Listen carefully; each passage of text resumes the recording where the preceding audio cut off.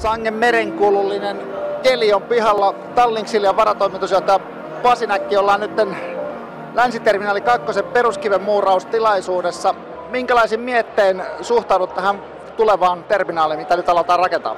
Erittäin hieno juttu, että vihdoinkin. Että kyllä me tarvitaan tälle länteen nyt moderni terminaali ja enemmän asiakasläheisempi. Tosi hieno juttu. Kyllä sitä on venattukin. Tähän liittyen olette tilanneet myös uuden laivan, joka sitten tulee hyödyntämään tätä terminaalia. Minkälainen kombinaatio näistä kahdesta yhdessä tulee?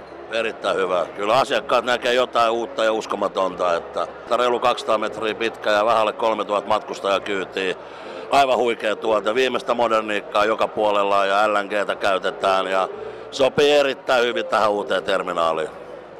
Mitkä asiat on nykymatkustajille niitä kriittisiä tekijöitä, jotka pitää olla kunnossa, että he lähtevät reissuja nauttimaan vapaa-ajastaan laivalle? No sanotaan, matka alkaa jo kotonta. Eli myös terminaalissa on iso rooli, että kaikki toiminnallisuus on hyvä, lyhyet välimatkat, palvellaan jo siellä, koska ihmisten matka alkaa jo terminaalissa. Ja se, kun laivalle mennään, niin palvelutaso, hyvä hinta-laatusuhde, nopeus, turvallisuus, siinä oikeastaan nämä kulmakivet. Kuinka malttamattomana odotat uutta terminaalia ja uutta laivaa, että pääset niitä kokeilemaan? No sanotaan, että tuossa pitäisi valita niin eka laiva. Totta kai ilman muuta uutta ihmeellistä saadaan taas asiakkaille, mutta kyllä mä terminaalikin odotan, että kyllä se on jotain semmoista, mitä tää puoli Helsinki kaipaa.